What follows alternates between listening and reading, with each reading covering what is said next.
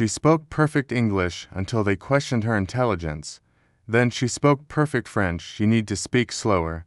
Honey, do you even understand what I'm asking you? The woman behind the desk leaned forward with that particular kind of smile that looked helpful but felt like a slap across the face. Mary Ann Dubois stood perfectly still in the admissions office of Westbrook Academy, one of the most prestigious private schools in Boston, and felt her mother's hand tighten around her own. She was 12 years old, and she understood exactly what was happening. She understood it in English. She understood it in French. She understood it in the silent language of prejudice that needed no words at all. The admissions coordinator, Mrs. Patterson, had taken one look at Mary Ann's dark skin, her mother's modest dress, and the address on their application from the working-class neighborhood of Dorchester, and had already made her decision. The interview was simply a formality, a performance of fairness, before the inevitable rejection letter would arrive in 3 to 5 business days.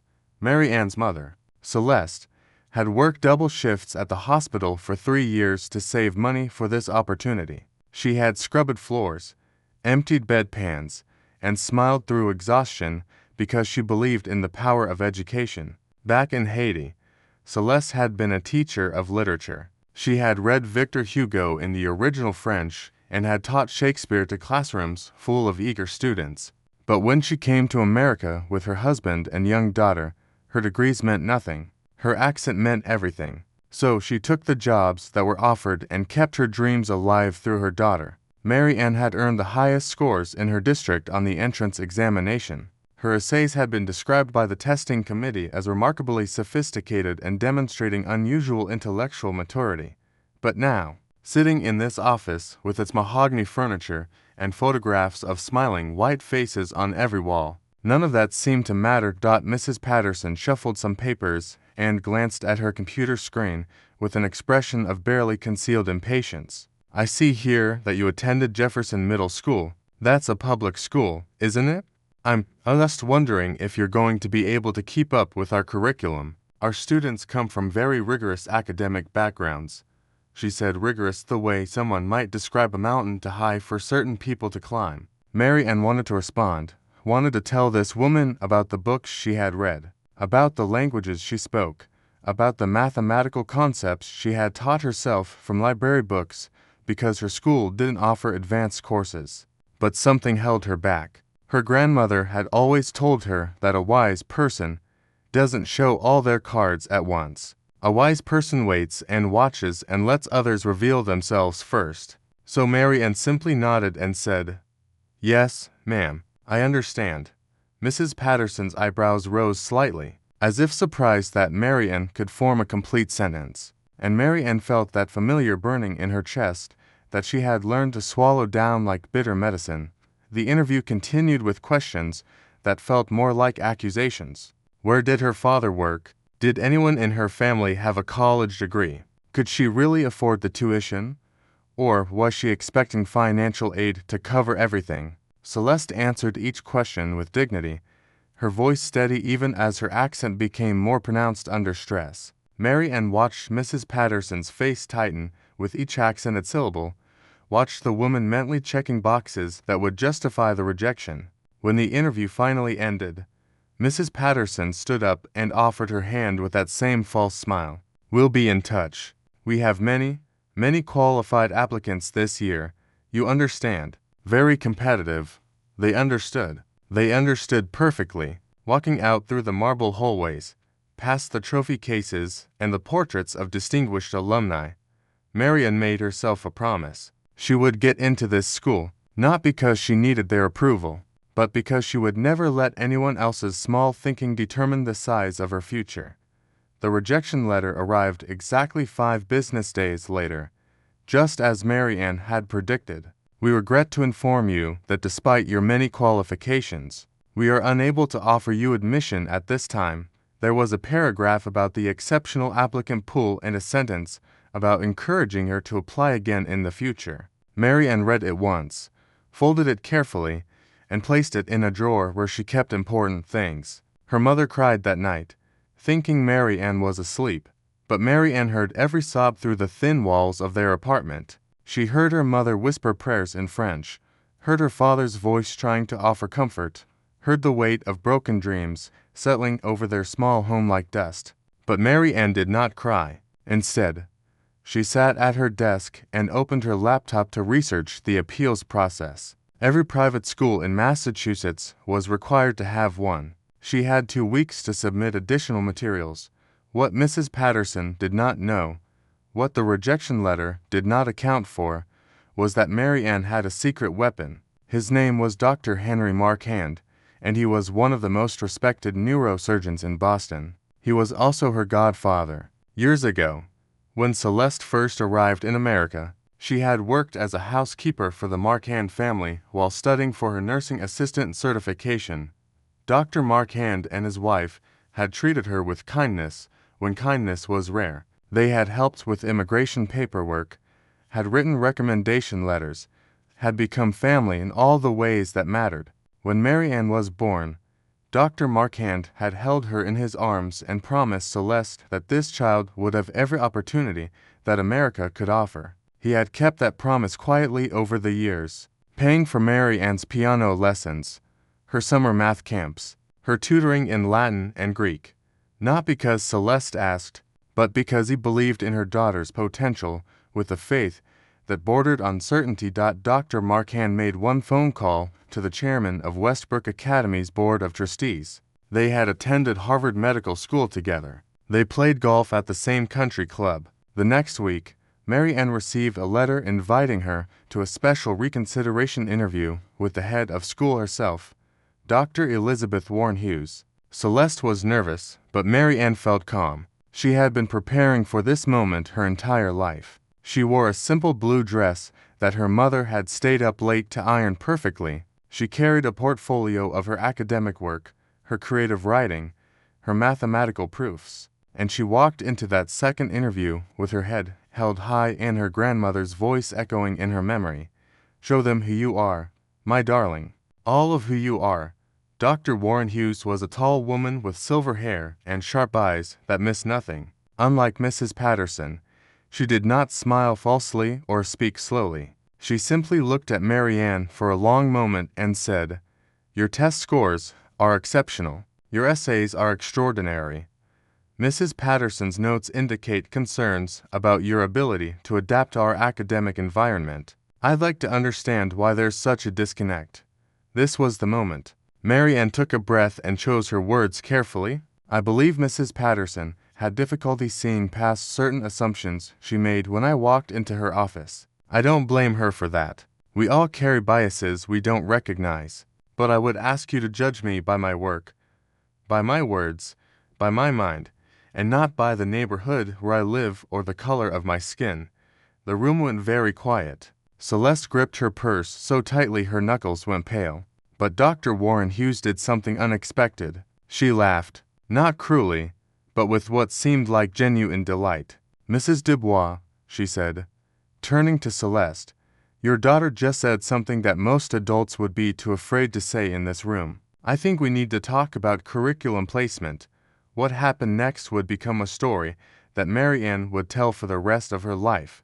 Dr. Warren Hughes asked about her academic interests, and Mary Ann spoke about her love of literature, of mathematics, of languages. "Languages?" Dr. Warren Hughes asked with sudden interest. "Your application mentions fluency in French. Is that accurate?" Mary Ann nodded. Her family spoke French at home, had always spoken French. It was the language of bedtime stories and Sunday dinners, of whispered secrets and shouted celebrations. "We'll need to verify that," Dr. Warren Hughes said. "Our French program is quite advanced. Many students who claim fluency are disappointed to find themselves in beginner courses." She pressed a button on her phone and asked her assistant to send in Madame Fontaine, the head of the language department. Mary Ann felt her mother stiffen beside her. This was not part of any plan. This was unknown territory. Madame Fontaine entered the room like a thunderstorm, small but powerful, with the kind of French accent that could make any word sound like poetry or like a weapon. She looked at Mary Ann with professional skepticism and began speaking in rapid French, the kind of French that tourists never learned, the kind that separated true speech. Fontaine actually stepped backward in surprise. She spoke about Aimé Césaire and his poetry of negritude, about the way colonialism had shaped language in the Caribbean, about the beauty and pain of holding two cultures in one heart. She quoted lines from Haitian poets that Madame Fontaine had never heard, translated them into English on the spot, then analyzed their literary significance with the confidence of a graduate student. When she finished, the room was silent. Madame Fontaine turned to Dr. Warren Hughes and said simply, "This child should be in my advanced seminar." Immediately, the twist in Mary Ann's story came not from the interview itself, but from what was discovered afterward. Dr. Warren Hughes, impressed but curious, decided to investigate Mrs. Patterson's handling of minority applications more closely. What she found shocked the entire school community. Over the past 5 years, Mrs. Patterson had systematically rejected or discouraged applications from students of color, students from low-income neighborhoods, and students whose parents were immigrants. She had created a paper trail of concerns and reservations that had nothing to do with academic ability and everything to do with her own prejudices. Dozens of qualified students had been turned away. Dozens of dreams had been dismissed. Mary Ann was not an isolated case. She was simply the one who had refused to accept the dismissal, the one who had fought back, the one whose case had finally exposed the rot that had been growing in the admissions office for years. Mrs. Patterson was fired immediately. There was talk of legal action, of settlements, of formal apologies. But for Mary Ann, the vindication was both sweeter and more bitter than she had imagined. Sweet because justice had been served. Bitter because she knew there were other Mary Anns out there who had never gotten a second chance, who had believed the rejection letters, who had let one person's prejudice shrink the size of their futures. Mary Ann started at Westbrook Academy the following fall. The first year was not easy. There were students who whispered behind her back, who questioned whether she really belonged, who made her feel invisible in classrooms full of privilege. But Mary Ann had learned something important from her grandmother, from her mother, from every person who had ever underestimated her. She had learned that proving people wrong was not about anger or revenge. It was about excellence. It was about showing up every single day and doing the work, speaking the truth, being undeniably, irrefutably, impossibly good at what she did. She made the honor roll every semester. She joined the debate team and won regional championships. She started a tutoring program for students from her old neighborhood, driving back to Dorchester every Saturday to help kids with homework and college applications. She became fluent in Spanish, then Mandarin, then Arabic. Languages came to her like music, each one a new song waiting to be sung. By senior year, Mary Ann had been accepted to Harvard, Yale, Princeton, and Stanford. She chose Harvard, not because it was the most prestigious, but because it was close to home. She wanted to stay near her mother, near her community, near the people who had shaped her. She wanted to prove that you could reach for the stars without losing touch with the ground where your roots were planted. At graduation, Dr. Warren Hughes asked Mary Ann to give the commencement address. She stood at the podium in her cap and gown, looking out at the sea of faces, some friendly, and some still skeptical even after 4 years, and she told her story. She told them about the first interview with Mrs. Patterson, about the questions that were really accusations, about the moment when she had been dismissed as not smart enough, not good enough, not the right kind of person for their prestigious school. She watched the audience shift uncomfortably in their seats. Then she told them about her mother, about the sacrifices and the silent strength, about the way Celeste had held their family together through impossible circumstances with nothing but love and determination. She spoke about her grandmother in Haiti, who had never learned to read but had possessed wisdom that no book could contain. And then she said something that would be quoted in newspapers and speeches and graduation ceremonies for years to come. They asked me to speak slower because they assumed I wouldn't understand their big words. So I answered in perfect English. Then they questioned my intelligence, wondering if a girl from Dorchester could keep up with their curriculum. So I answered in perfect French. Then they questioned my credentials, asking if I really belonged in their advanced classes. So I answered in Latin, in Spanish, in Mandarin. Here is what I have learned for years at this school.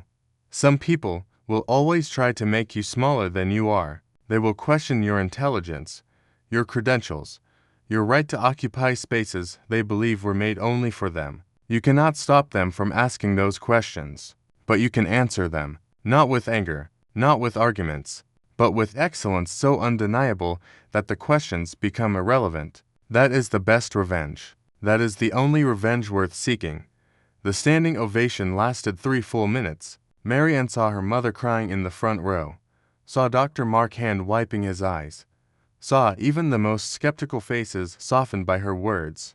But the moment that meant the most came afterward, when a freshman girl approached her with tears streaming down her cheeks. I almost didn't apply here, the girl whispered. My counselor said I wasn't the right fit, but I read about what happened to you, about Mrs. Patterson, about how you fought back. You made me believe I could fight back too. Mary Ann hugged her, this stranger, who was not a stranger at all, and felt something click into place in her heart.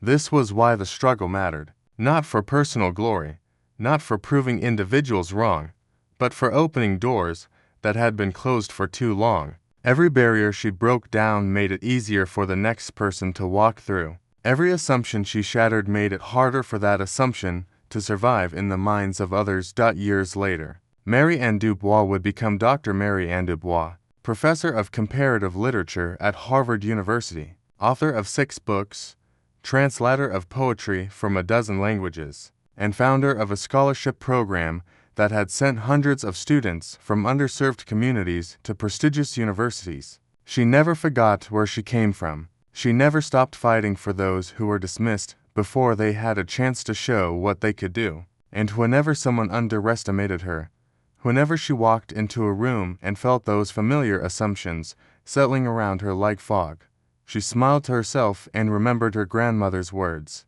A wise person doesn't show all their cards at once. A wise person waits, and then, when the moment is right, a wise person speaks in whatever language the moment requires. The world will try to define you by its limitations, but your response is your greatest language, so speak it fluently.